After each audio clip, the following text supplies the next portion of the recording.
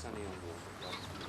Patches at first, winds light westerly, maximum temperature 75 to 81, and it will be cool on the coasts.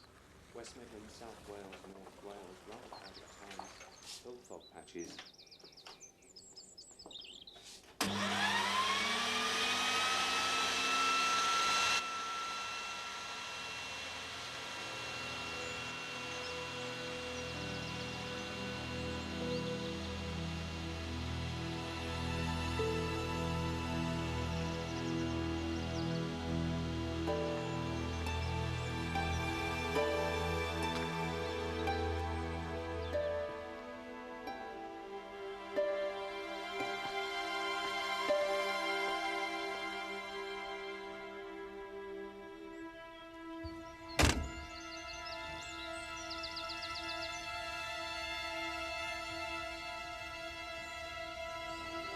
When he retired 2 years ago, Charlie Hillian had been on the force for 40 years. 40 years we saw him go from constable to assistant commissioner. And the society which he served has decided to honour him. Well, now we can do likewise. We can honour him. Yeah. Not with gifts or medals, not with titles, but simply by saying that he was a much valued colleague, a good, honest man, and a genuine friend. Yeah. In so saying, I'm sure I speak for all those who worked with him here in Oxford, where his talents were first recognised, and later in London, where he is held in equally high regard.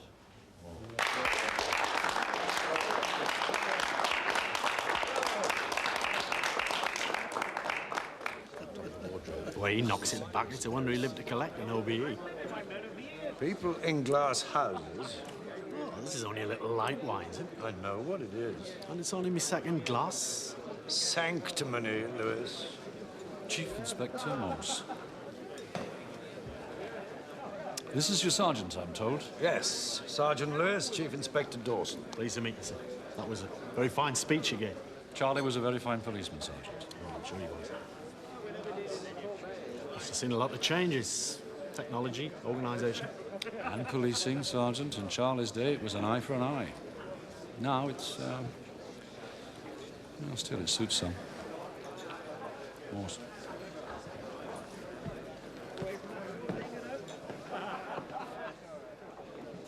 How long have you known him, sir? Dawson? Well, we were detective sergeants together when Hillian was Chief Inspector here. When Hillian moved to London, Dawson followed. They were very close. Had a reputation as a hard man, didn't he? Capital punishment, longer sentences. It would save a lot of time if you came right out and asked, Lewis. Just curious. We've met up at conferences, seminars, usually on different sides of an argument. Conferences? You? Yes, Lewis. Ideals come to torment us all at some stage, or should do. Still, it's hardly grounds for disliking a person, is it, sir? No. We got along at one time. Sorry to disappoint you.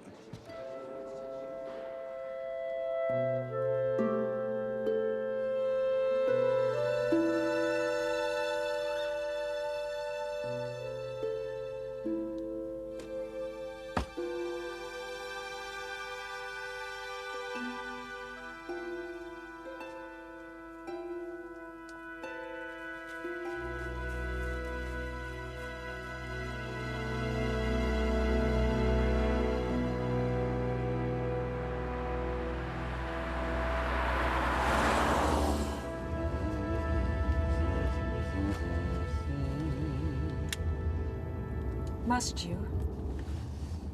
Yes. How was it? It's good. Though how much he'll remember of it, I have no idea.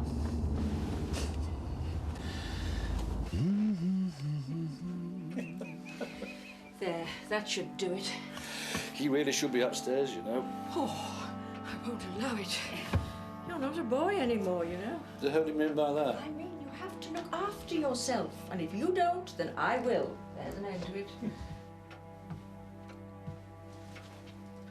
Where's my bag?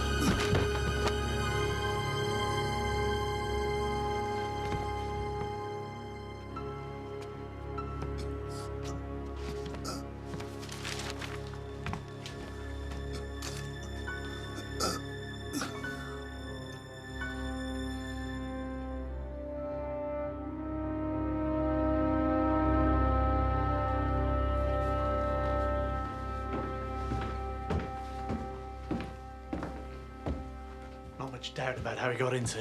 Oh, there's a nice footprint over by that window. Although it could be anybody's, I suppose.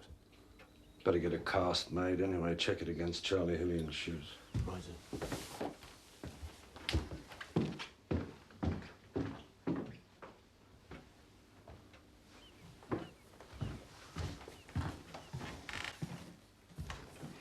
Sir. How's the old lady? It's Mrs. Keelan, sir, the housekeeper. She's a bit better. She has a key, apparently, sir. When she got here, she found this. What about Chief Inspector Dawson? He turned up shortly after us, sir. Can I go inside, Sergeant? I could really do with a leak.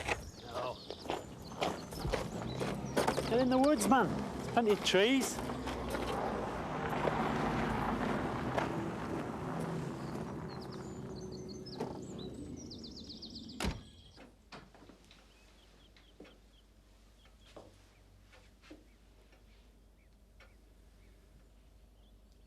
I'm sorry. It's all right.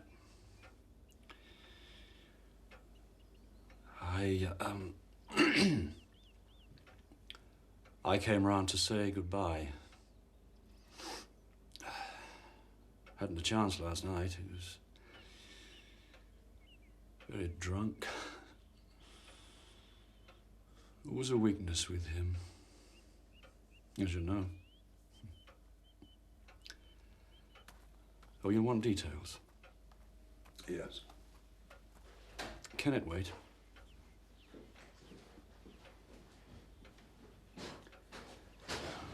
Thank you.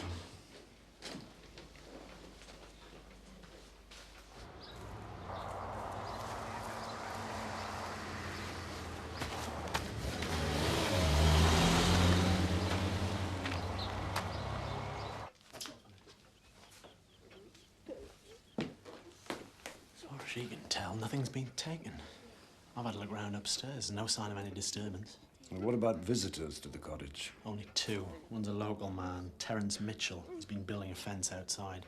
The other one's a Walter Major. Lives near Evesham. That's about 35 Yes, miles. I know where it is. Go on. Well, he's a writer. He's been helping Mr. Hillian with a book, apparently. A book? That's what the old lady said. All right. But listen, you take Dawson back to his hotel and have a word with this Mitchell. I'll wait till they've finished here. Didn't get long to enjoy his honour, did he? No. Puts that kind of thing in perspective, don't you think?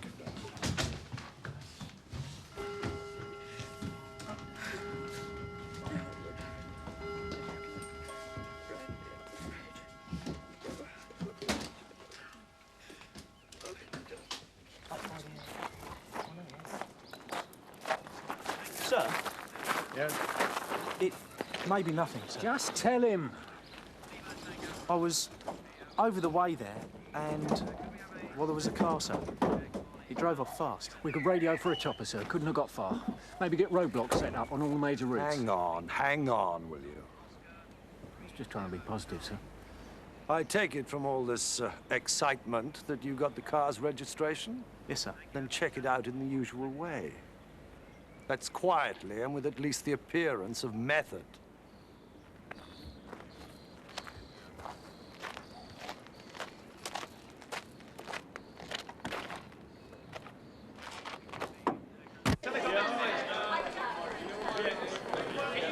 What the hell's going on, sir? It's quite a sight, isn't it? Some of them have come back off leave. Others have refused to go home at the end of their shift. Everybody wants to get this bastard more. How? I mean, what are they doing? They're checking Charlie's old cases, tracing people he put away. Well, forgive me, sir, but won't that amount to quite a crowd? Perhaps. But we leave no stone unturned on this one, Morse. No stone. Mrs. Mitchell, Yes? Sergeant Lewis. Please? Well, what's wrong? We haven't done anything. No, I just want to talk to Terence, Mrs. Mitchell. Nobody's saying you've done anything. But what's it about? Well, if I could speak to Terence.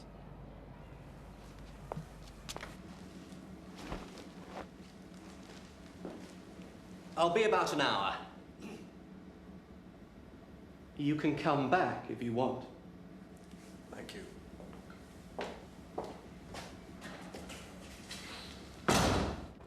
Terence! You frightened them away, Mother. I'm sorry. This is Sergeant Lewis, Terence. He's a policeman who's come to ask you some questions. Hello. Hello. Oh, that's very good, May I...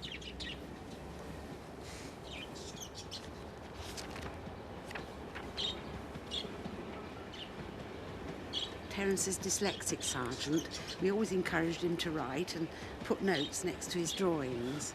My own spelling's none too hot, I can tell you. Well, Terence has other talents, as you can see. Mother. No, your mother's right. Thank you.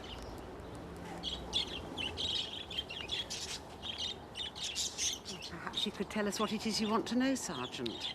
Of course. Last night, can you tell me where you were, Terence? It's with me. Well, all night. Yes. And Mr. Mitchell, he was here too. John left us years ago. What's this about, Sergeant? Well, it's bad news, actually, Terence. Mr. Hillian, he's dead, murdered. But he can't be. Why not, Terence? Because I saw him last week. I'm afraid it's true.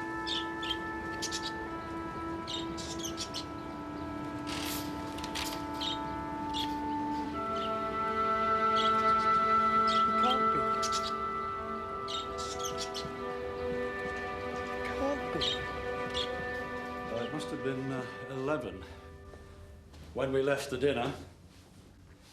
We drove Charlie home. We couldn't have been in the house about a quarter of an hour. Then we came straight back here.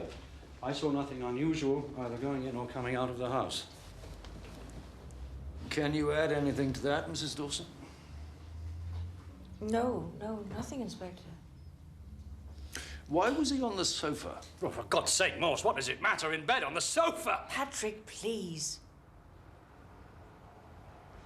Did you know he was writing a book?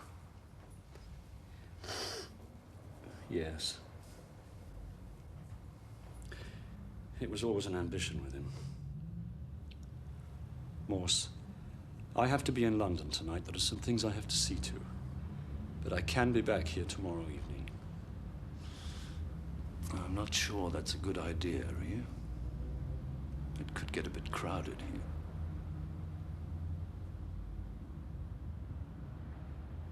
Do you want me to beg, Morse? Charles Hillian was a very lucky man. Do you know that?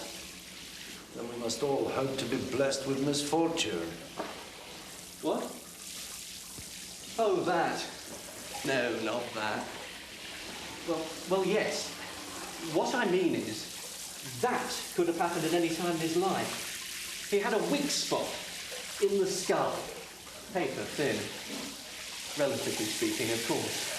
A slight knock in the right place and dead as a dodo.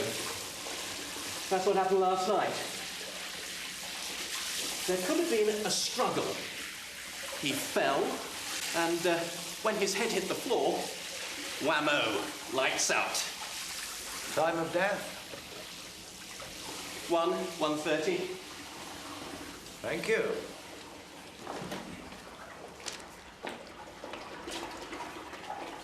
Lights out. Whammo. Are those medical terms, Doctor? I prefer to keep things simple, Chief Inspector, especially when dealing with policemen.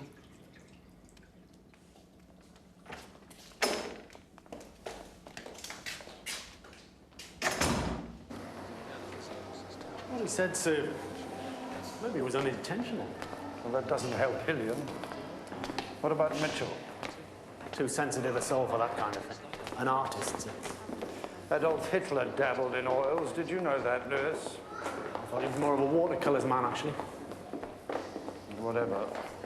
Where was this sensitive soul at the time? At home with his mother. You should see her, sir.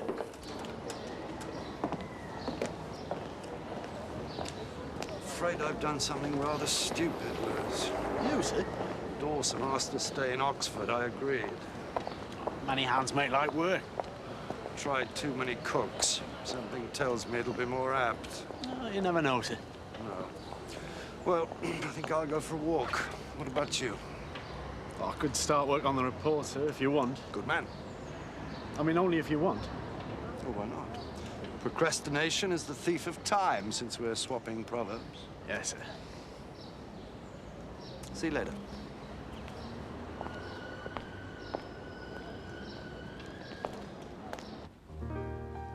Table's ready for you, madam. Thank you. Oh, thank you.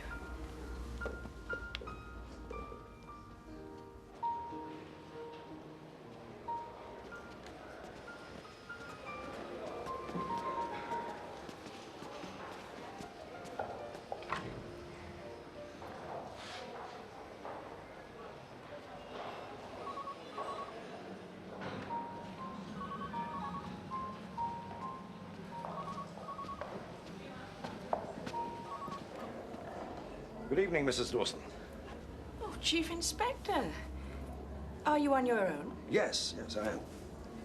Well, you can join me if you'd like. Thank you. That's very kind.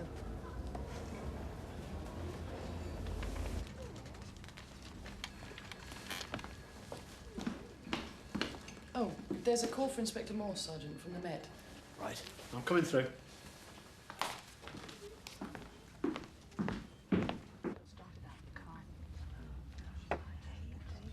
Agreeing to my husband staying in Oxford, it was very good of you.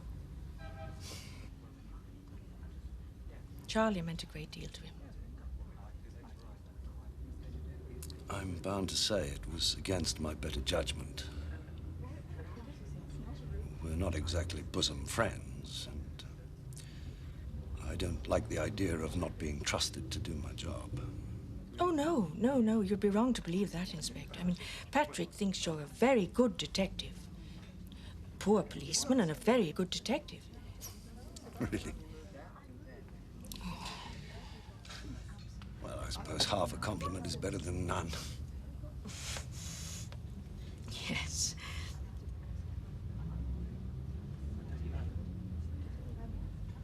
What do you think of him?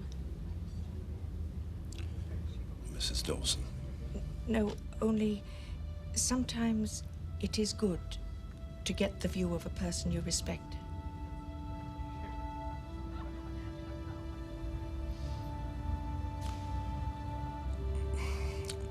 I think he's a man with very strong views. On the law, for one. What it should be.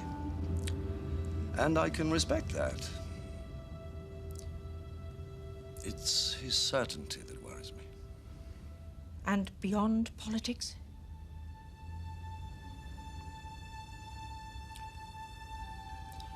I think he's become an unhappy man.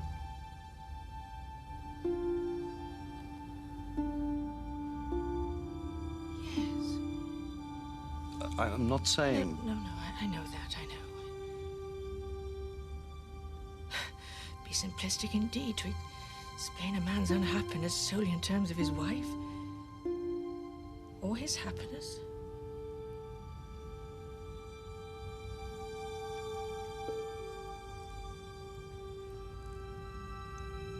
You see, if we'd had children...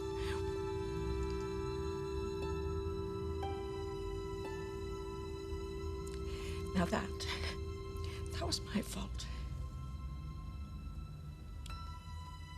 Mrs. Dawson.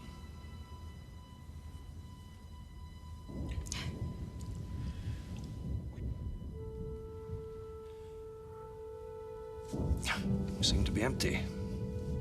Shall I get us another? Yes, why not? Yes. Thank you.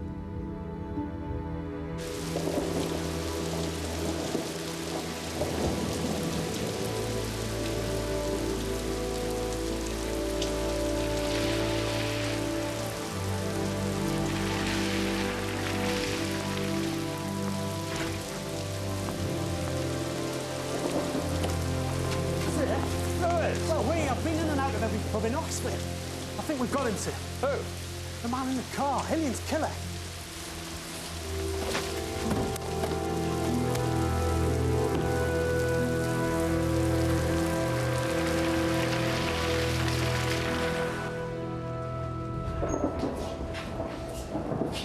Name's Frederick Redpath, age 58, owns a bookshop in London. When he was approached, he claimed he'd gone to the south coast for the day. Said he wasn't anywhere near Oxford. Now have a look at this, Inspector. What is it? Piece on Charlie Hillian. Goes on about his OBE in some book he was writing. Well, you had this on him? Back of his wallet. Where have you got him? He's in the interview room, sir.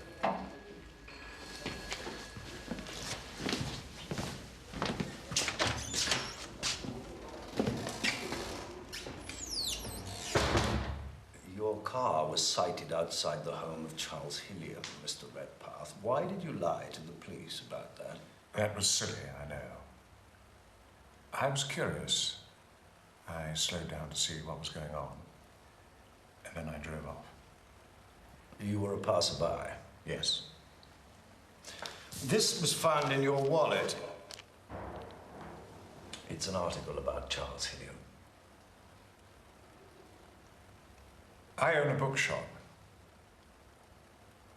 I thought I might sell Mr. Hillian's book when it was published. So you weren't just passing by? Put that way, no. I heard about the Hillian death on the radio. I didn't want to become involved. I didn't know I'd been seen. It was a mistake, as I said. Is it usual for a bookshop to approach an author directly? No. I thought if I got in quick, I could steal a march on my competitors. Had you been to the cottage before today, Mr. Redpath? No. No, never. We'll have to hold you for questioning, Mr. Redpath. Sergeant Lewis will inform you of your rights and ours. Could I borrow your shoes? My shoes? We made a cast of a footprint found at the cottage. We'd like to make a comparison.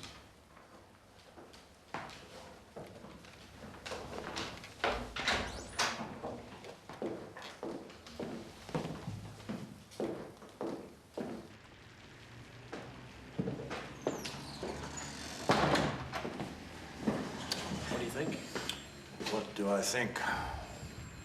I've never heard so many lies. It was like sitting through an election campaign. Yeah, but maybe he's afraid to. Maybe he didn't want to get involved. Maybe. I've seen him somewhere before, Lewis, and I can't think where.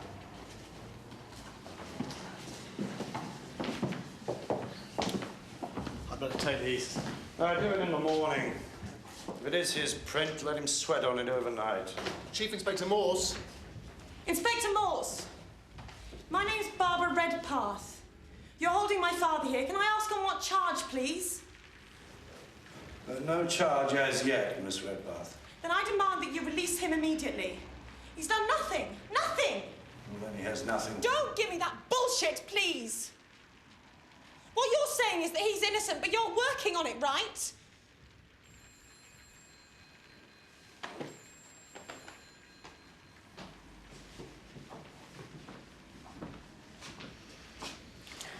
Now, look here. I'm investigating the murder of a former policeman, Miss Redpath. Your father was seen at the victim's cottage, a fact he initially denied. Now, why should he do that, I ask myself. When I get an answer to that question, I let him go. Until then, he stays put. Good night, Miss Redpath.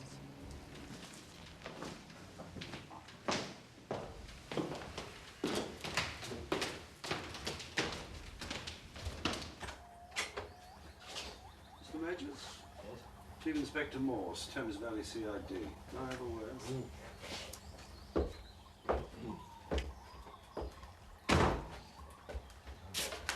This way.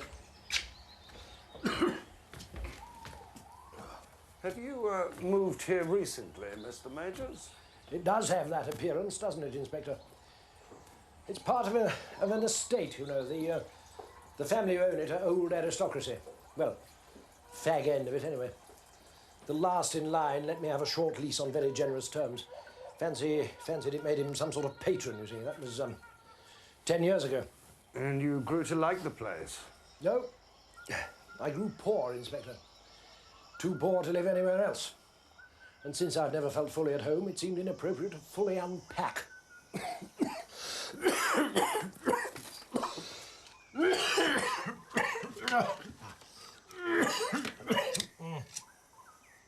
I'd ask you to excuse the mess, Chief Inspector, but that's by exception. What you see is the rule. Oh, you're lucky to find me home. I've been in London, you see. Came home a day early, as it happens. Oh, Christ almighty. French. Fashionable, but badly put together. Can I ask how long you've been away, Mr. Majors? You can. I left the night Charlie Hillian departed this life. You can prove your whereabouts. If I have to. At the moment, I don't see the need. Am I a suspect? You and the rest of the world, Mr. Majors. Oh, what a deflationary way of putting it. All my life, I've striven to rise above the mass, Inspector. Had you known Hillian long? About a year, since we started our collaboration. You don't seem too upset about his death. Don't I? Well, I'm an instinctive optimist, Inspector. I believe in the resilience of the human spirit, looking on the bright side and all that. There's a bright side to Hillian's murder. At a conservative estimate, I'd say sales up by 10%. Is that a fact? Oh, I know what you're thinking, Chief Inspector. Charlie Hillian, the copper's copper, Paragon, OBE. Tell me about the book. No, the great man's great cases, basically. An above-average pot boiler, if I do say so myself. He kept notes throughout his career, you know. The idea was one case equals one chapter. Have you impounded his notes? Not yet.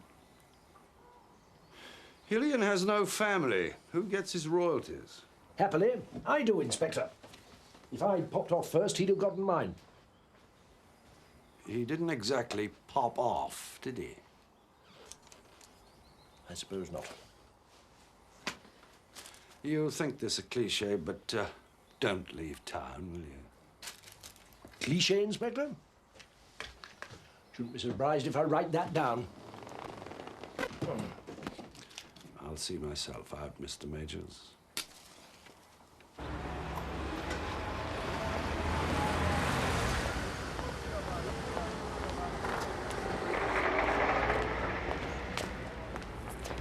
Sit. Oh, Lewis, for me? No, for Sergeant in the meeting. I see. It's a Redpath shoe. Matched the cast perfectly. Have you spoken to him? Not about that, no. Better get on with it, then, hadn't we? Now? Now. Well, the teas will get cold. I don't have any tea.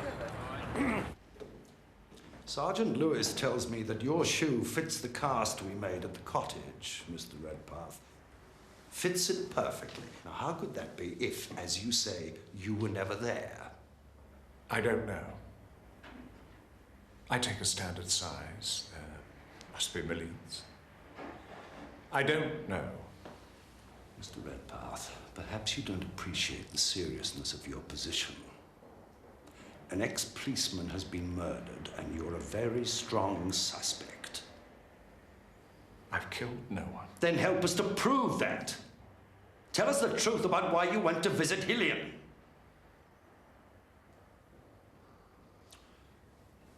Your daughter. Barbara's here. You've spoken to her? Yes. And as you might expect, she's very upset. You've spoken to her? Yes. I've told you everything, Inspector. I have nothing more to say.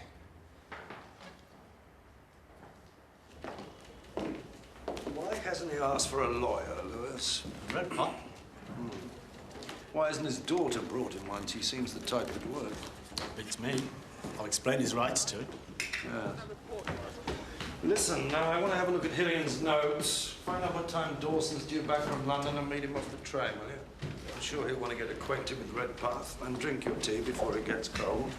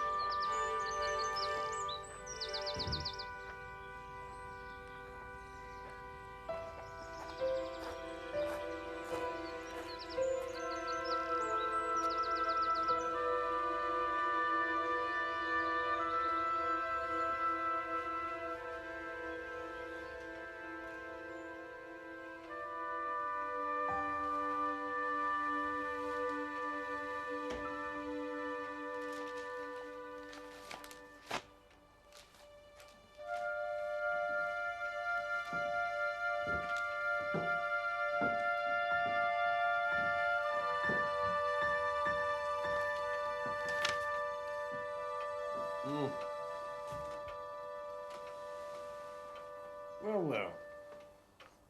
An inspector calls.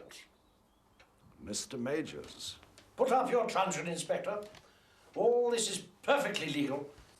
The excellent Mrs. Keelan granted me access on condition that I close the door properly when I leave. Your arrival is indeed fortuitous. Timely. Those are Hillian's notes? In one. Brilliant. Though, to be precise, these are only some of the late Charlie's scratchings. There's a chapter missing, I'm happy to say. A chapter gone. Charlie Hillian may have been the cat's pajamas when it came to banging up the lawless, Inspector, but about the world of letters he knew bugger all. Mr. Majors. Our dead sleuth had a most outlandish idea, Inspector, that we should include in our book a crime which had defied the very powers of detection we were meant to be celebrating. An honest approach, he called it. No, even convinced our publisher. I told them, success. That's what people want to read about. They already know too much about failure, most of them. We argued, much bellowing to and fro. Then Honest Charlie Hillian threatened to scrap the whole idea if he didn't get his way. With his demise came the opportunity to do something about it, if you see what I mean. No notes, no chapter. Only I needn't have bothered, Inspector. The bloody thing's gone, and you as a witness that I didn't take it. Now, isn't that wonderful? What was the chapter about, Mr. Majors?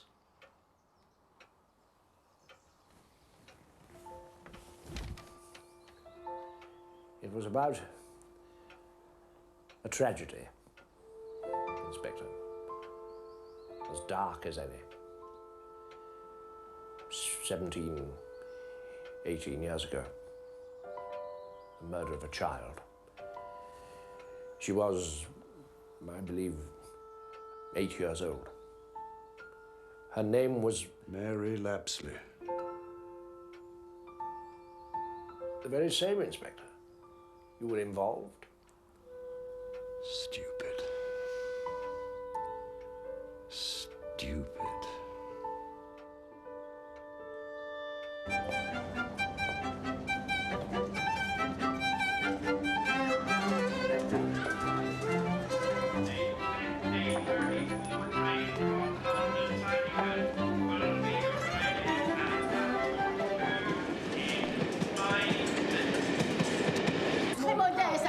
Oui, non, mais je savais que je les avais sur moi à ce moment-là.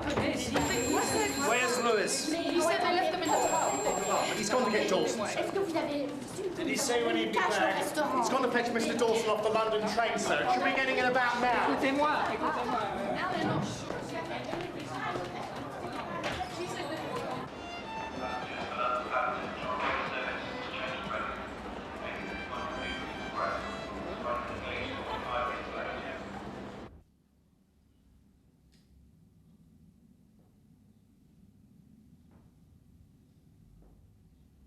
Morse reckons he's been lying through his teeth since we brought him in. And the footprint, is it a good match? He could wear the cuffs and not know the difference.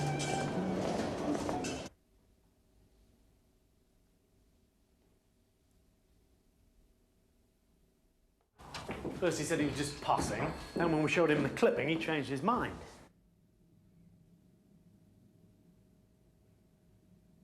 You know, don't you?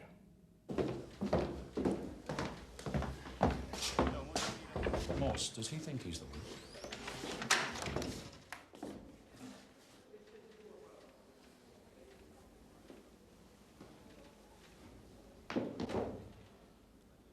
What is this, Morse? What is this, you bastard? What's wrong, sir? You little toe rat, you bloody... For God's sakes! Dawson! Me! He didn't know! I didn't know till now. You kept us all away, remember? Remember! I didn't see him till the day he walked out of here. Now think, man! Hands off. All right, back upstairs. Sorry, Morse. The shock of seeing him there. Your apology would be better directed to Sergeant Lewis, don't you think? It will not be necessary. You must let me talk to him, Morse. I know him better than anyone. You can't, sir. You saw him just then. He's a bloody madman. Lewis. Lay a finger on him and I'll finish you.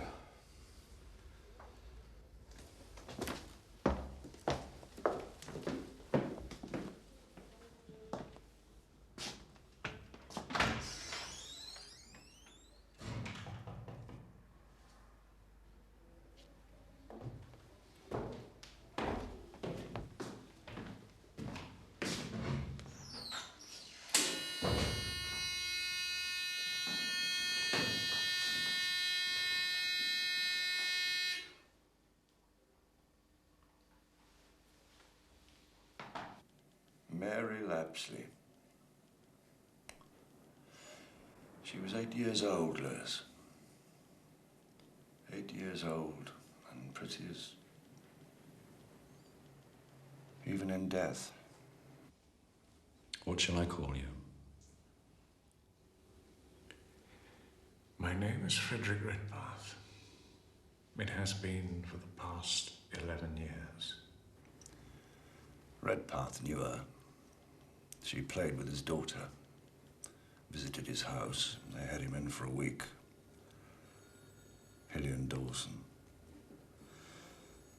This place was electric. There was talk of excess, particularly from Dawson. We're both too old for what we went through last time. Yes. She was in a boathouse by a lake. Local anglers used it. Redpath, Briars, as he was then, was one of them. You seem to have done very well. I am glad of that. I found a knife in the boathouse. It turned out to be Redpath's. He said he'd lost it a year before the killing. Did you kill Charlie Hillian? No, I did not. You said you found the knife, sir. Was it you that found the little girl?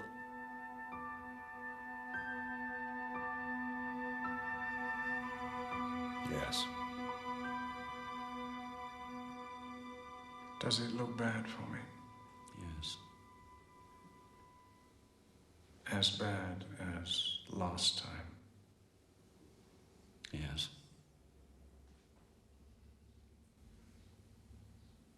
I didn't do it. Not then. Not now. No. Redpath, Briars, claimed he was at home with his daughter at the time of the killing. She was upstairs asleep. He never wavered from that. So, they had to let him go. No one else was ever held for the murder. He went to the cottage at 2:30 in the afternoon. He wanted to know what Charlie was going to say about the Lapsley case. There was no one at home, so he returned the following morning. And you believe that? Yes. Hillian's notes on the Lapsley case are missing. We've proved he was at the cottage. Now he comes up with another lie to cover himself. You're wrong, Morse. Wrong.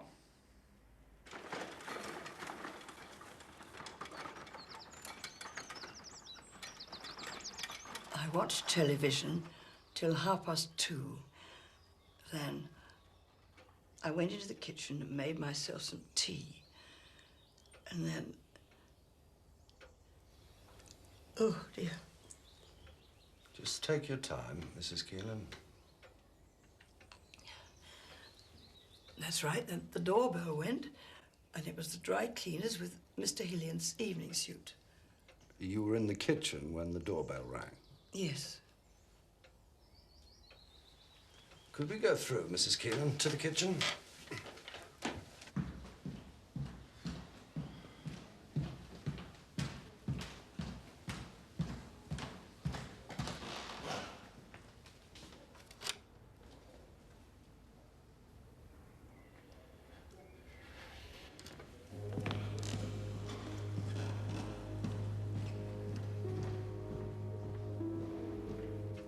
I brought the suit in, hung it up, and then went on mixing these scones. I was still here when Mr. Hillian got back at 4. Then he went out to that dinner. He'd asked me to stay late to do his ironing. Did Mr. Hillian have his key? No, the doorbell rang. He knew I was here, you see. Twice. She heard the bell ring twice. The dry cleaners and when Hillian came back in the afternoon. Not when Redpath says he rang.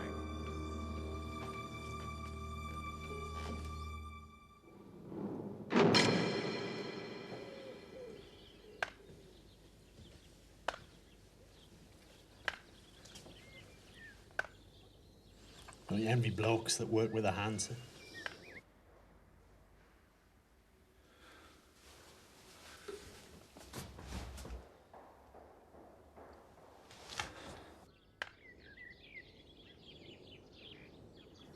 Have you spoken to him?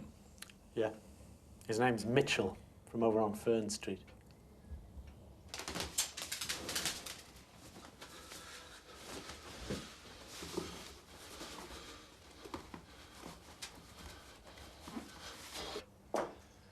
I think it's time we had another chat with Redpath, don't you?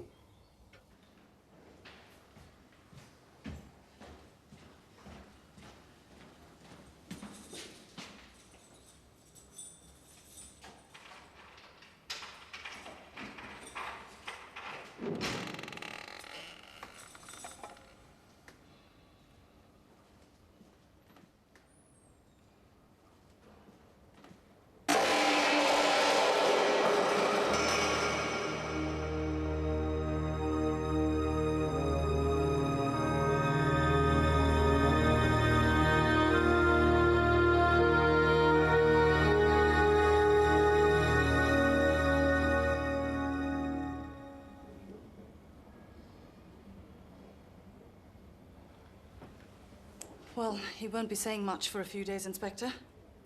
And I want him to have complete rest. He's sedated at the moment. Of course. He was very fortunate, you know. One more minute and he would have been dead. Yes, thank you for what you've done, Doctor.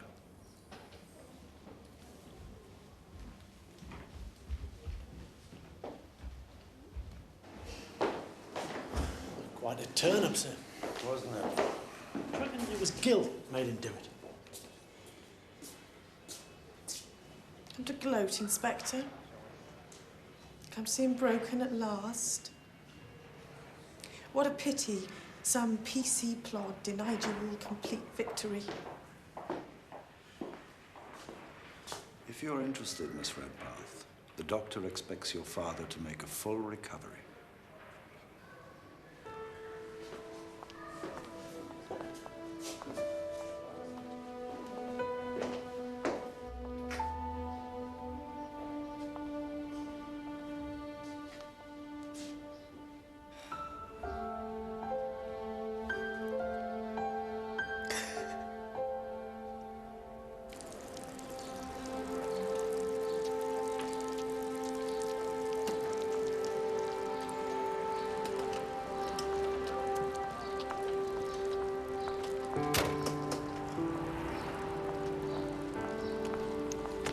Redpath.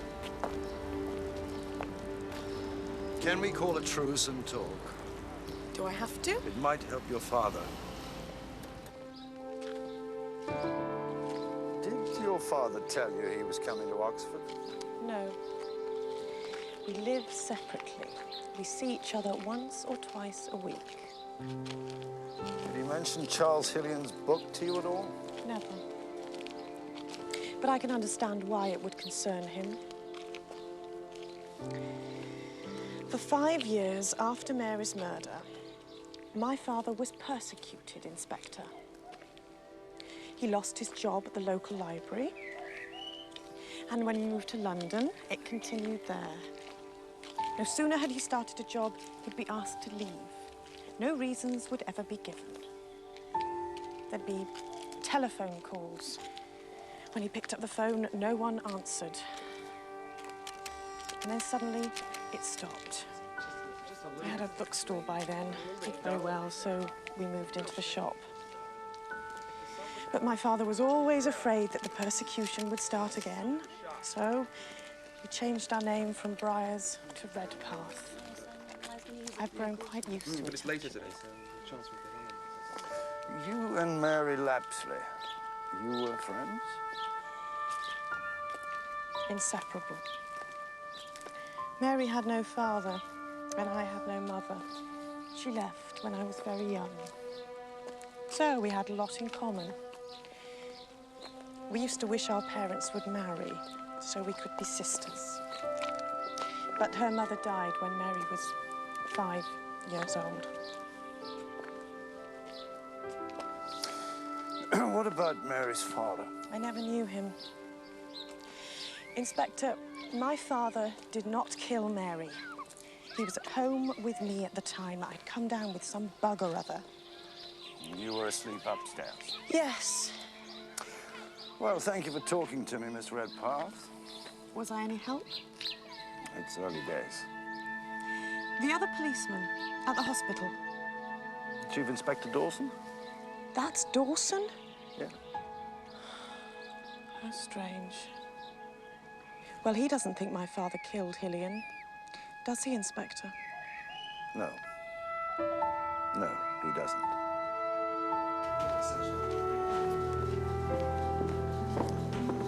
Sir, Superintendent Strange asked if you were dropping. Now? I think so, sir.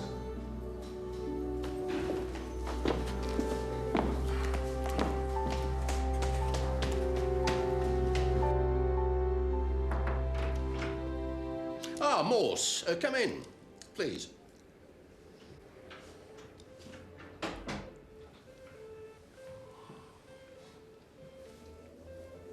Sit down.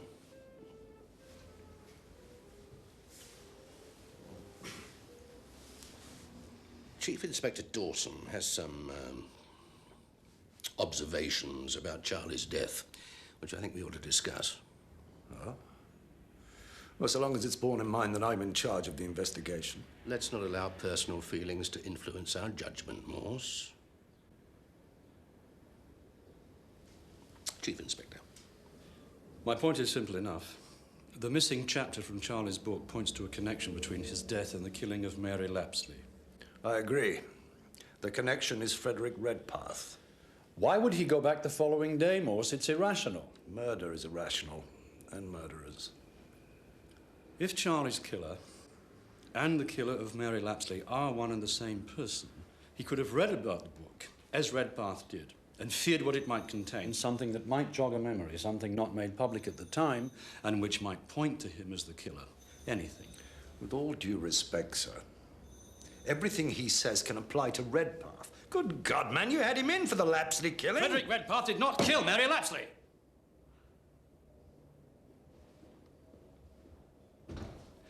If he had, I would have proved it. That is perhaps the most arrogant statement I've ever heard from a policeman. Morse.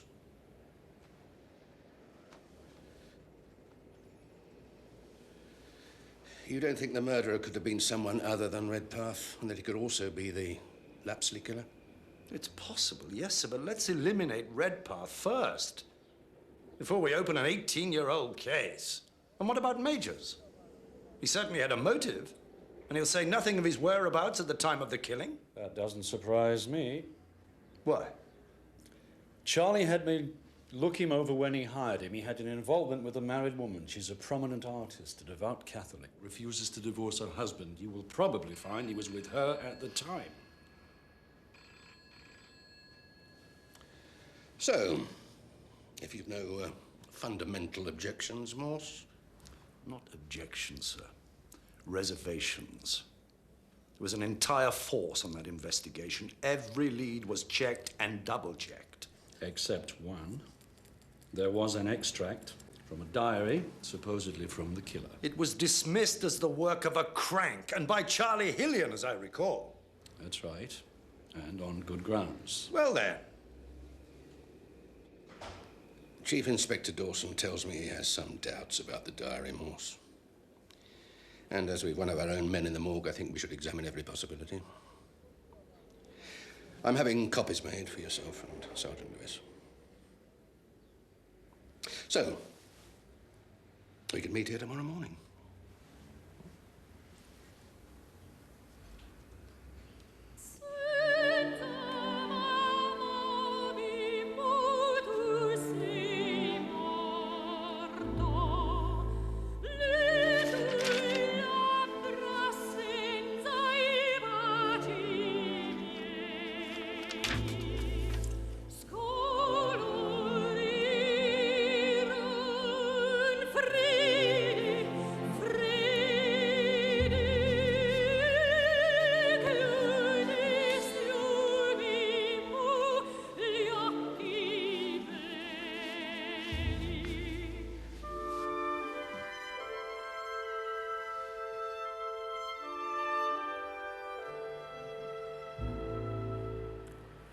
One sheet of paper.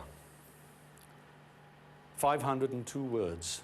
Posted in Reading, June 20th, 1978. It arrived here 2 days later. 502 words, yet 3 different typewriters were used, one of which was not even on the market at the time of the killing. So what can we conclude from that, assuming it's genuine?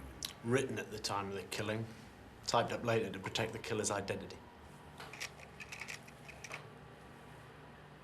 I am the killer of Mary Lapsley. May God forgive me, for soon I shall be no more. Suicide or terminal illness. Why bother to conceal his identity?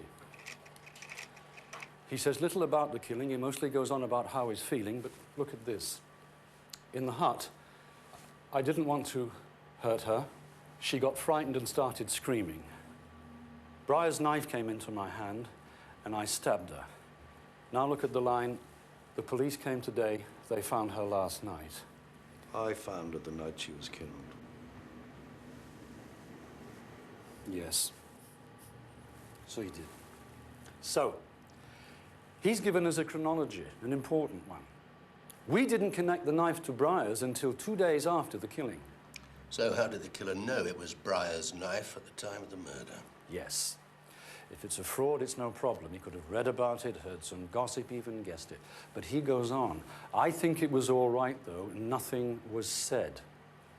Who said nothing? Let's go back a bit. There was blood on her nice, clean dress, and some of it was on me. I think they believed me, though. I think they believed me, though. Nothing was said. Someone knew. Someone always knows. This was dismissed as a fraud, so why? The time span, 5 years after the killing, but more importantly, the reference to Mary's nice, clean dress. 3 witnesses who saw Mary before she died all said that her dress had been very dirty from the day's play. It was. So why bother with it now? This killer was confused. He just committed a murder. He didn't even notice he had blood on his own clothes until later.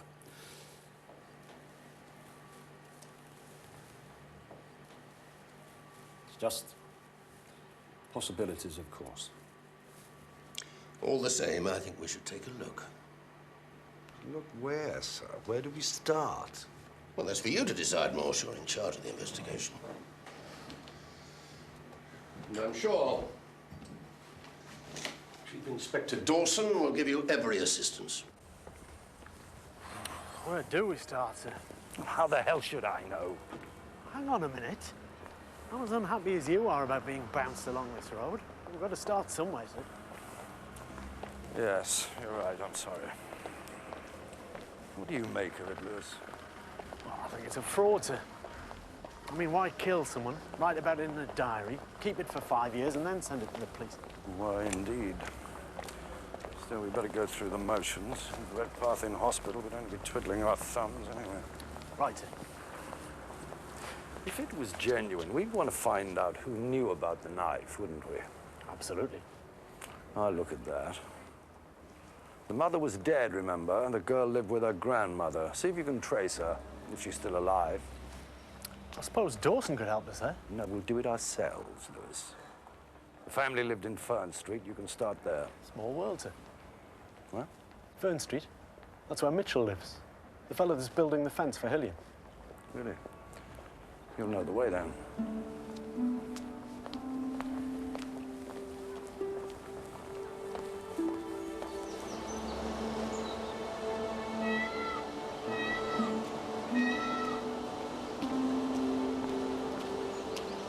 Inspector?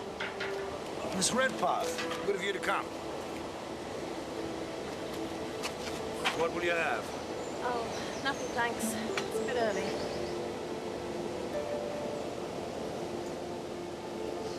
So, what can I do for you, Inspector?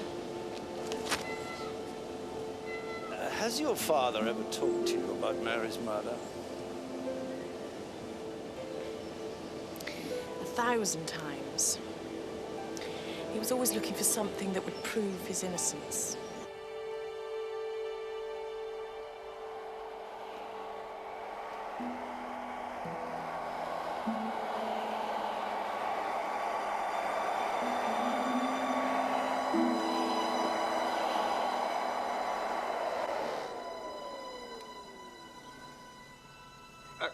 Can I help at all? Yeah, I'm trying to trace a Mrs. Lapsley. She used to live on this street. Mrs. Lapsley used to live here. She's in a nursing home now, though. The knife that killed Mary. Her father said he lost it about a year before. Who could have known it was his? Any number of a dozen people. Anglers at the lake often borrowed each other's equipment. Although,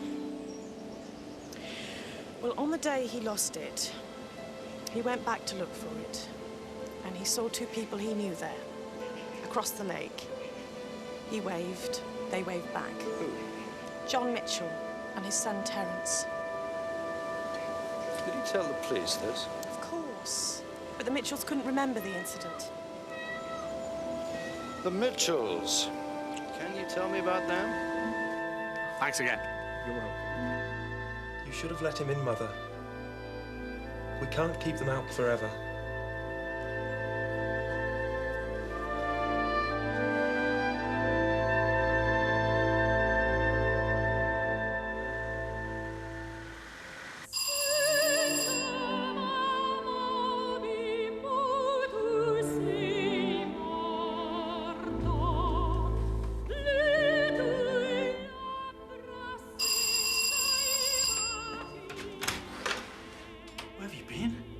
At the office for you. I needed to think. You're just in time to give me a hand.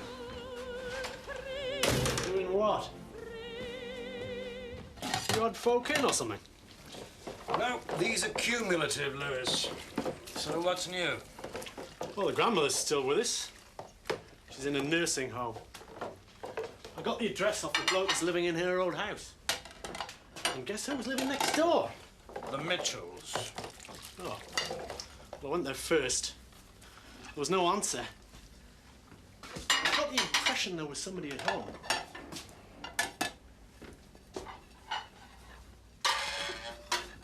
So what about your day? Redpath claimed that John and Terence Mitchell saw him looking for his knife the day he lost it. He told Dawson and Hillian. Now, why didn't Dawson tell us?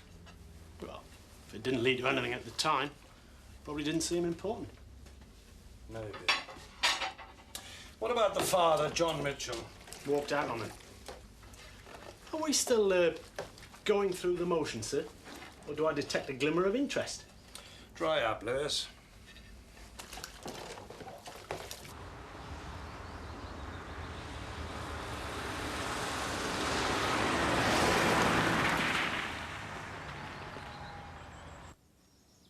This is cosy. It's not your own home, of course, but they try very hard. Do you manage to keep in touch with your own community? Mrs. Mitchell keeps me up to date. My neighbour from Fern Street. She tried to look after me while I was there, but it got too much for her. Mrs. Lapsley, after Mary died, did anyone write or call to say that they were the killer? Naturally not, or I would have told the police. There was that diary, of course, but they said that was a fake. Yes. Is this Mary and her mother? Yes. May I? Go on.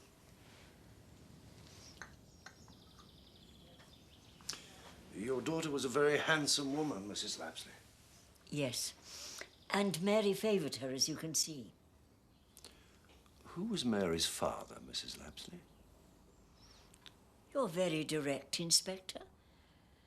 I had a high regard for my daughter, Inspector. She reared Mary on her own. It took her a year from her illness to leave this earth, and even then she wouldn't say who the father was. Did she go on seeing the father after Mary was born? As far as I know, she went on seeing him until she was taken ill. Can I borrow this photograph, Mrs. Lapsley? I don't see what for. They never asked for it when Mary was killed. Why should you want it now? Different policemen have different ideas, Mrs. Lapsley.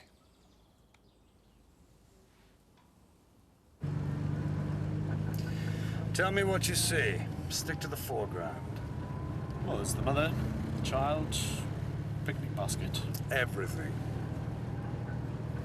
The mother's handbag. Little girl sitting on a jacket. Man's jacket. What man? Father. More than likely. Now tell me, Lewis, who are the first people you'd want to interview in a child murder? Well, the parents, brothers and sisters if there were any. And yet Hillian and Dawson showed no interest in that photograph. Maybe they weren't as observant as we two did. We three, Lewis. Mrs. Lapsley could see its significance. That's why she wasn't too keen on letting us have it. Don't suspect her of anything, surely. Only of trying to keep her daughter's secret.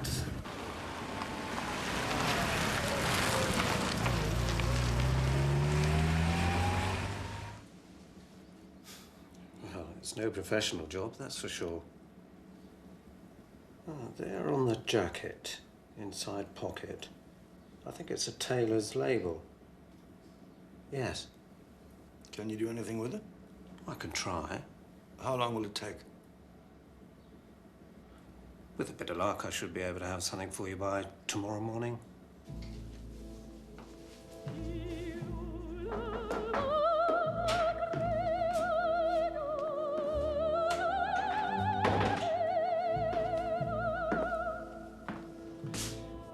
You wanted to see me? Oh, yes, yes, please.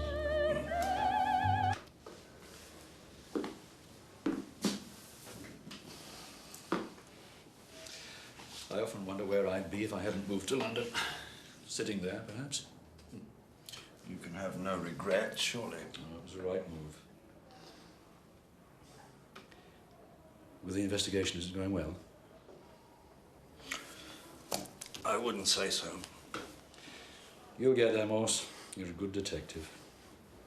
But a bad policeman? I think so, yes. The law is our only weapon, Morse. Good policemen have no wish to see it weakened. I work with what's laid down. Neutral. You're hardly that, Morse. Your views are known. I hope you didn't come here to have a debate, Chief Inspector. Redpath's claim about the knife, that the Mitchells saw him looking for it. Yes. You never mentioned it. Well, the Mitchells both said they couldn't remember it. I saw Mary's grandmother today. She gave us a photograph of Mary sitting on a man's jacket. She would have been 4 years old at the time. Why didn't you and Hillian pursue the father? He wasn't around. Mary's grandmother says he was. He saw Mary's mother right up until she fell ill. Yes, but that was some time before the murder, as I remember it. He was obviously a married man. Suppose his wife had found out about the child. Suppose she killed her out of jealousy. Suppose he killed her. Didn't that occur to you? Charlie didn't think it was important. Why? You'd have to ask Charlie that, Morse. I really can't remember why.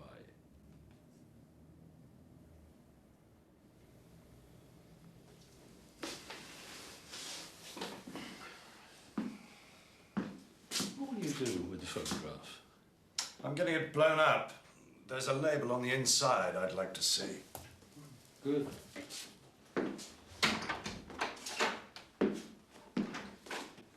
I'd quite like to come along if you have no objection. I'm seeing it in the morning.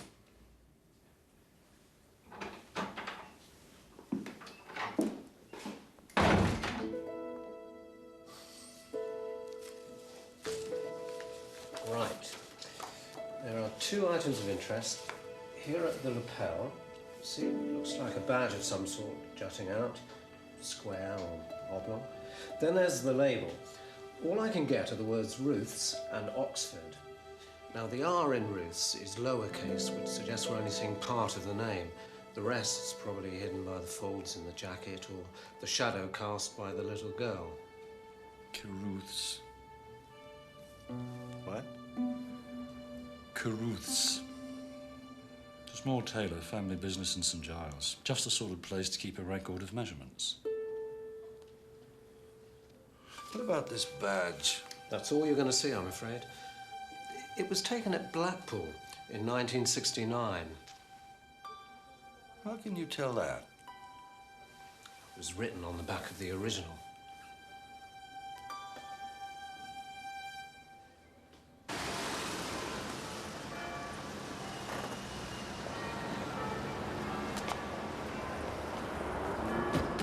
sure this is the place? Well, this is what Dawson said. Just had to be better as a tailor's. It's quite nice myself. Of course, it not being a tailor shop anymore rather stitches up our inquiry. Please, Lewis. Sorry. I was thinking, you know you said Redpath was persecuted for 5 years after the murder? Yes. Well, it was 5 years after the murder that the diary showed. Go on. Well, that's it, really. This is the last day we'll concern ourselves with the diary, Lewis, which gives you till tomorrow to come up with something a bit more enticing than that.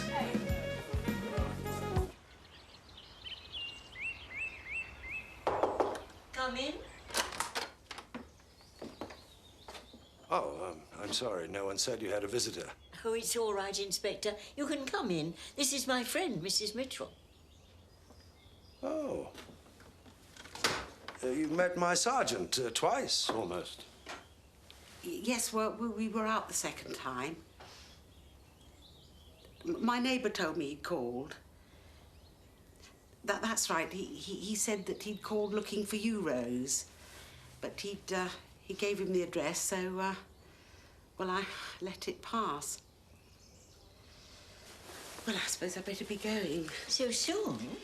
I'll be back in a day or two if you need anything. Look after yourself. And you.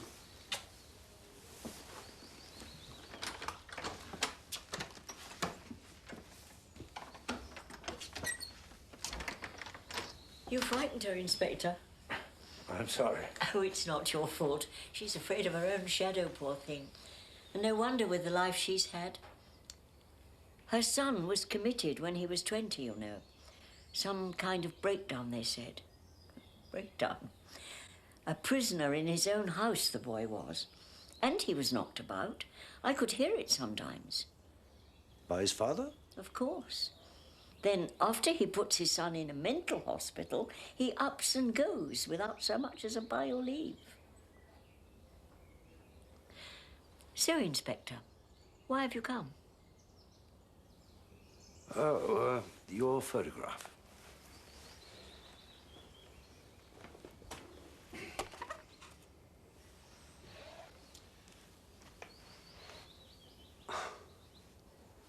The jacket was tailored in Oxford. That's all I could find. But it was him, wasn't it? Yes. It was the last time Jane, my daughter, took Mary on holiday with her. Mary was growing up, you see. Why is it so important to you? It wasn't at the time. It could have been a very great help, Mrs. Lapsley. You mean it might help catch Mary's murderer? I can't say that. But it might? It might. Well, he did give her something that day. The day that photo was taken, he gave Mary something. It's in that little black box. You can open it if you want.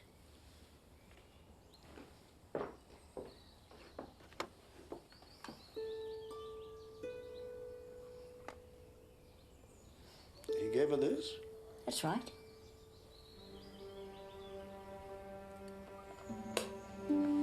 You said your daughter took other holidays, Mrs. Lapsley. Can you remember where? Not offhand. I've kept her postcards, though. May I borrow them? If they'll help. And the badge? I won't need the badge, Mrs. Lapsley.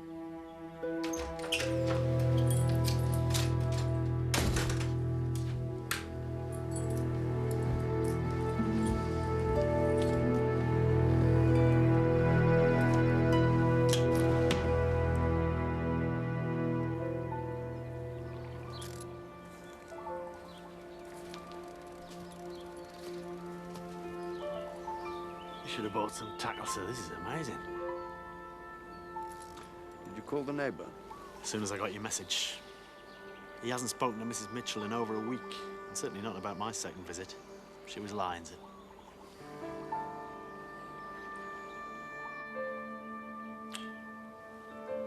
I suppose you can get used to most things, but not that. Not a kiddie. No. John Mitchell drove his son to a breakdown, hardly let him out of the house, then walked out on both of them. And it all happened 5 years after. This. Go on. 2 Shaylers.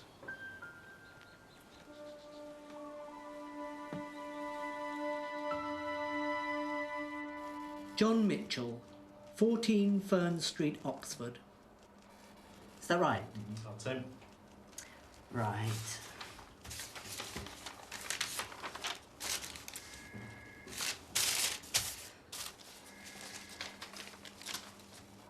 Good grief. How the mighty have fallen. What is it? According to this, he served his apprenticeship as a draftsman, worked at his trade for 16 years, then gave it up to become a night shift cleaner. Maybe he was sacked. Oh no, it's right here. Left voluntarily, benefit suspended. Do you have the name of the cleaning company?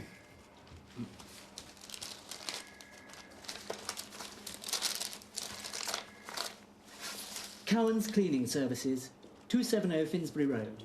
Thank you. Thanks very much. You're welcome. Have a nice day.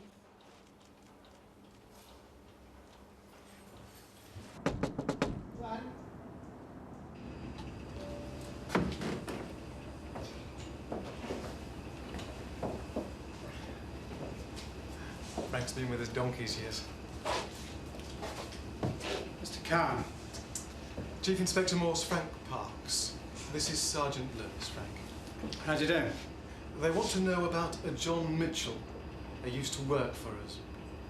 Sorry, when did you say, Inspector? He left 13 years ago. He worked here for four and a half years.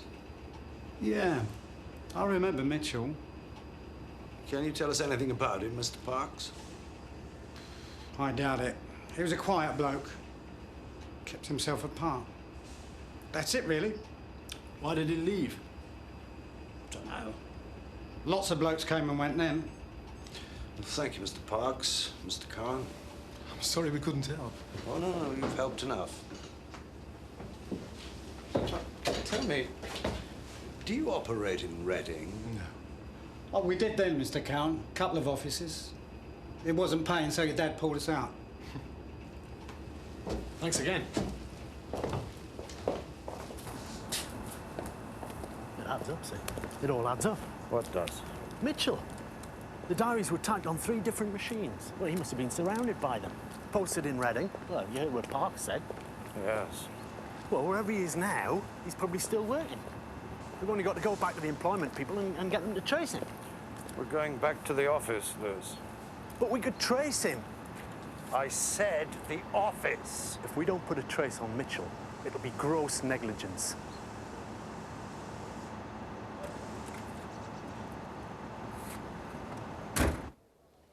You're questioning my judgment, Lewis. I can't have that. You what? Are you serious? You're owed some leave, am I right? Yes. Then I'd like you to take it. Leave? Have you gone mad? We're getting close. To the girl's killer, maybe to Hillian's. You don't know what you're talking about, Sergeant. I think I do. I think John Mitchell did find Redpath's knife, and he used it to kill the girl. His family found out and kept quiet, but for how long? Maybe he could be sure about his wife, but not the son, and that's why he kept him at home. But he maltreats him. The lad winds up in an institution, a place where Mitchell can't control him, a place where he might say anything. So then Mitchell sends this diary to the police, hoping to make us believe the killer's dead or dying. Anything the son says then can be dismissed as lunatic ravings. Only Hillian comes out, says the diary's a fraud. So Mitchell takes off, never to be seen again, except by Hillian maybe on the night he died. Well, Mitchell would be a lot more anxious about Hillian's book than Redpath. And how long has it taken you to get there, Lewis?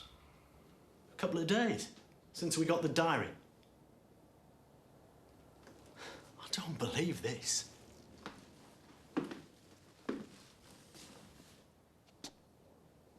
Good God. You're jealous, aren't you? You can't stand the idea of Dawson being right. He's proved his point about the diary and you can't stomach it. Take your leave, Sergeant. No, sir, I'm not taking any leave. And if you insist, I'll go in front of Strange with it, right now.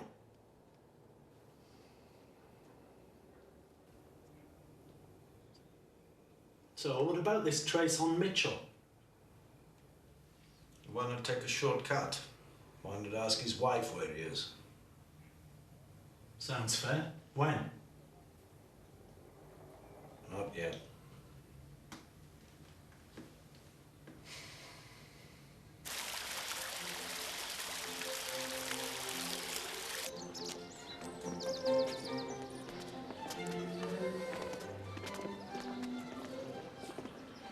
You've done well, Morse. You've done very well. Not me. You and Sergeant Lewis. Your conviction about the diary, Lewis's organization of the facts. You've got yourself a good man there, it would seem. Yes, I think so. What about Redpath? Well, it's almost certain he didn't murder the girl, which makes it seem less likely that he killed Charlie. Yes. His daughter says he was persecuted for 5 years following Mary's death. His visit to Charlie looked as if it had more to do with safeguarding his new identity than concealing his guilt. Then we have cleared an innocent man, Morse. That's a tremendous achievement, don't you think? Yes, I do. Now, what about the guilty man? Mitchell? I don't know. I thought his wife might know where he is. She's protected him all these years. They may even be in touch. Why not go and ask her? That's what the super says. And? Well, two things, really. I think it would be fitting if you handled it. The other? I don't think I'd know how. Oxford's gentrified you, Morse. They're just soft.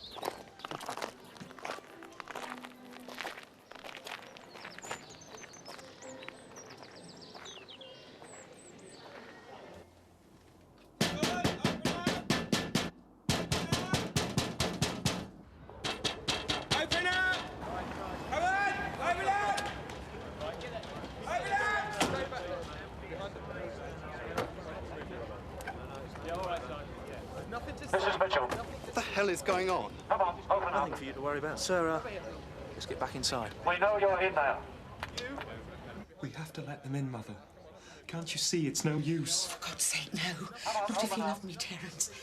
They'll go away. You'll see, they'll go away. We know you're in there. What's he waiting for? Kick it in. Do it. Do it, man.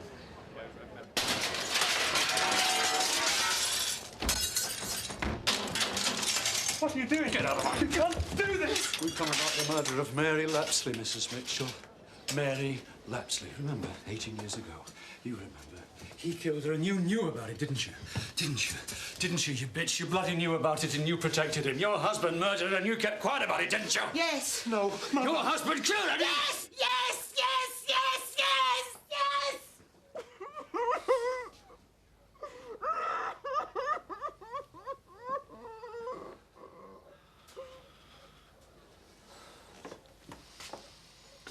You didn't ask her where he is. What? Her husband. You didn't ask her where he is. He left us 13 years ago. That's the truth. Now leave her alone. What's happened here, sir?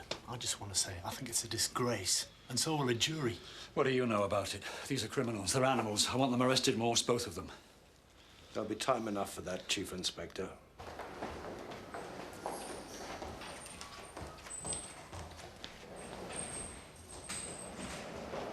It's over, Fräulein.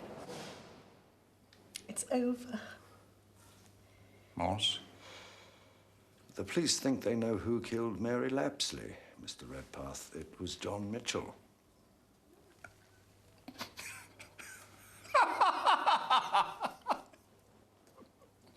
Can't you people ever get it right, Inspector?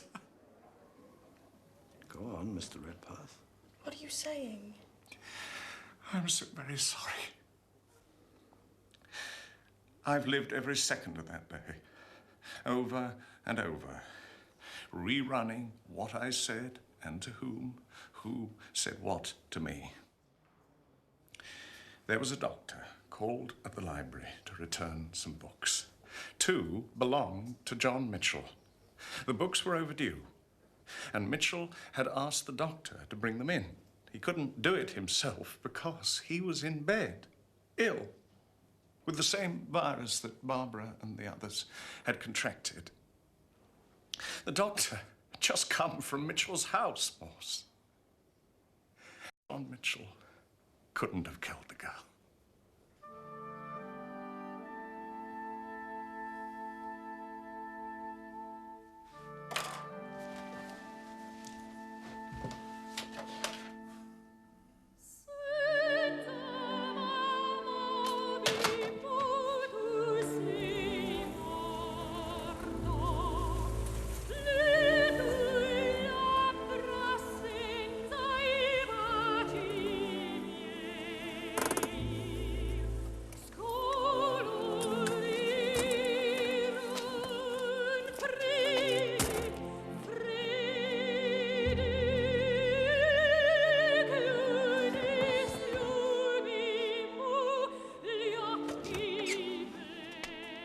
Chief Inspector Morse. Am I going blind, or is it really dark out here? Mr. Majors, I'm sorry. This is very important. Monumentally so, I hope.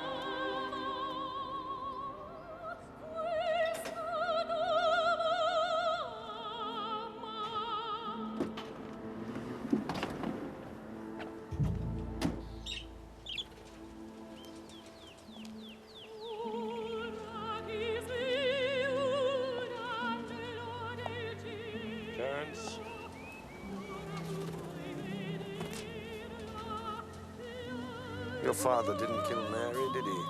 He was in bed, ill, at the time. Her nice, clean dress. That how you remember it? Yes.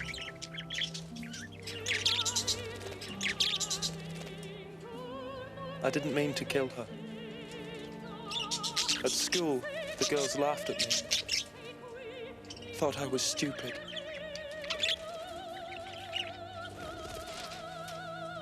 I only wanted to touch her. I wrote it in my diary to remind myself of the terrible thing I'd done. Father found it when I went into hospital. I didn't mean to kill her. Mr. Hilliam, Mr. Major saw you outside when he and Hilliam were arguing about the book. I couldn't be sure what was in it. I knew about his party and thought that would be my chance. But there were people there. I waited. I could see Mr. Hilliam was drunk when they brought him home. Why did your father beat you? He tried to protect me. He took his job so he could watch me during the day. At night it was to be Mother's turn, but she'd fall asleep and I'd go out. If he found out... Mother doesn't know about Mr. Hilliam. Father was afraid of what I might say in hospital. So he sent the diary to make the police think the killer was dead. That way it would be all right if I said anything. He typed it because of my writing. Well done, Lewis. Do you know where your father is, Terence? He went out one night and never came back. We thought it had all gotten too much for him. But he was a good man, Inspector. I'm sure he was, Terence.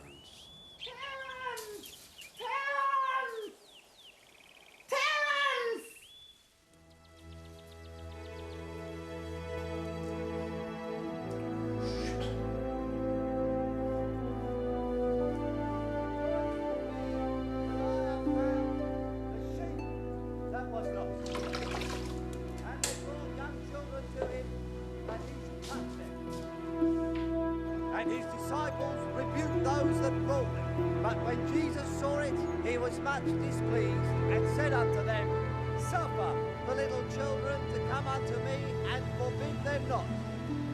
For of such is the kingdom of God. I say unto you, whosoever shall not receive the kingdom of God as a little child, he shall not enter therein. And he took them up in his arms, put his hands upon them, and blessed them. There came one running, and he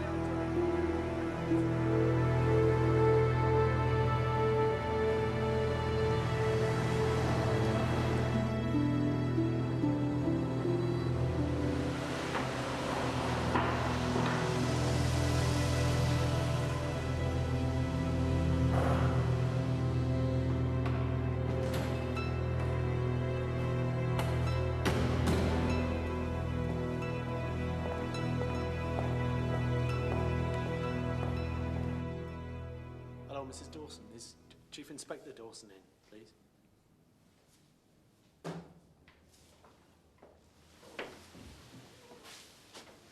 Sergeant?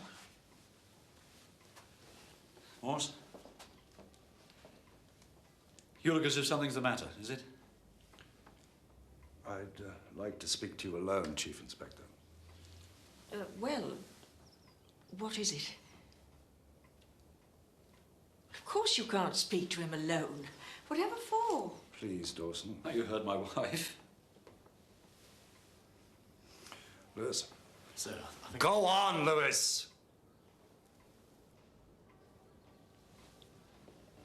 We're here to arrest you, sir, for the murder of John Mitchell. You're the ridiculous man. You don't have to say anything unless you wish to do so, but anything you say may be given in evidence. Alone, Dawson. Please. No, Patrick. It's all right. Get out! Take him with you! I don't think so. You see, in a few days, we cleared up a crime that an entire police force couldn't solve 18 years ago. I've said you're a good detective, Morse. What more do you want? It wasn't detection. It was the diary. You knew it was genuine. You found that out 13 years ago. So you set us up and watched us go. Second time around, straight to John Mitchell. You held back about the Mitchells seeing Redpath look for his knife, but you knew we'd find out about that sooner or later. The diary was dismissed by everyone as a fake, Morse. Yes. Dismissed by Charlie Hillian, by Lewis, and me, but not you. Because we lacked your great incentive, didn't we? To find the man that killed your daughter. What are you saying? Daughter? Patrick, what is he saying?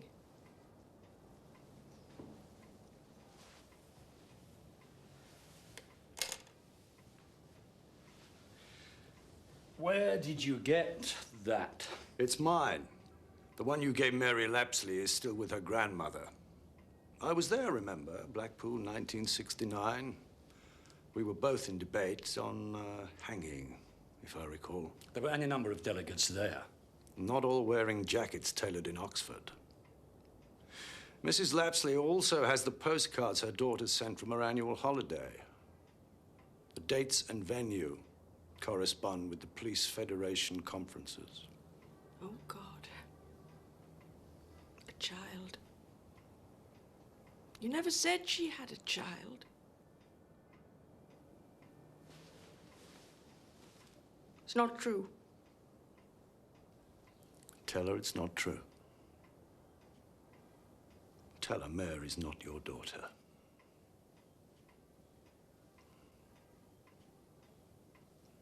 No. No. But it doesn't prove I killed Mitchell. You wanted us to think twice about Redpath. You wanted him off the hook. So you gave us Mitchell. And then we'd know Redpath was not a killer. That he went to Charlie Hillian's to safeguard his new identity, not because he was guilty of any crime. Why would I risk so much for Redpath? Because you persecuted him after Mary died. For 5 years. Until the diary turned up and you discovered the truth. You punished an innocent man, and here was a chance for restitution. He is innocent, Morse. Yes. And so am I. This whole thing is preposterous. I wish it were. John Mitchell did not kill Mary. It was his son, Terence. And he killed Hillian. Now, how will you put that right? Well, that's silly. You heard her, the mother. Terence Mitchell signed a confession this morning. But he admitted it. He said he did it. He told me he did it. Who told you? I had lost the only two people I ever really loved. I was prepared to marry Jane, but she wouldn't have it. She said that it would hurt. She even forbade me to visit her when she was ill. Can you imagine that? When she died, I consoled myself with Mary. I'd watch her from a distance, at school, playing in the garden. And then she was taken from me. Charlie knew about Mary, but he went up against the diary. How many times I read it. Then I remembered the knife. What if Mitchell had found it? So I started watching Mitchell, and I found out about the job. It all made sense. The typewriter's an office cleaner. So I decided to confront him with it, to ask him. And he admitted it straight away. He said it was him. He said it was an accident, but the more he spoke, the less I heard. All I could think of was Mary's killer was sitting right next to me, and I thought about what he would get when he came out, 15 or 20 years, and I couldn't stand the thought of that. So I just kept on beating him until he stopped breathing.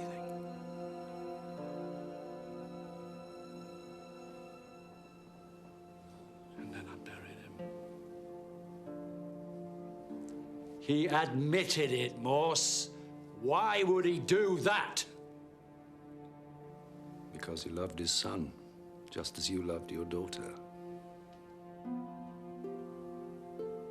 She should have been found by me, not you. She should have been held by me just once. Not sent to lie on some lab. She should have been held. Perhaps she was.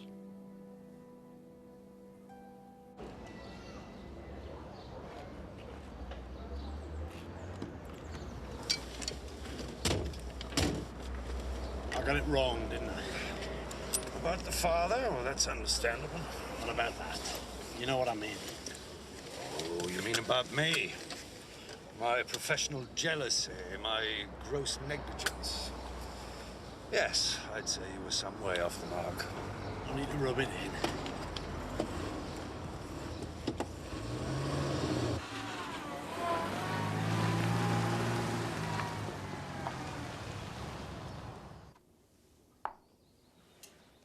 Checkmate. I'll never learn. Less time. He must have loved them very much. He did. If John Mitchell had been guilty, would Dawson have been right? If you'd asked me that the day they brought Mary's body home, I'd have said yes. But now?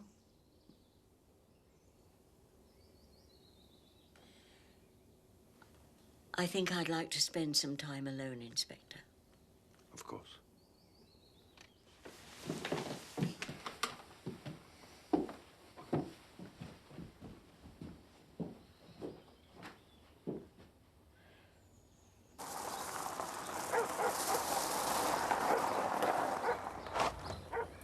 You could have let her win the chess set. That's the worst kind of deception, Lewis.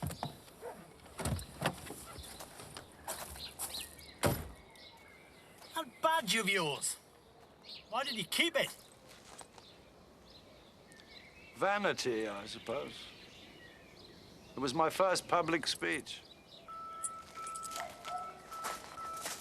Did you win? No, we lost.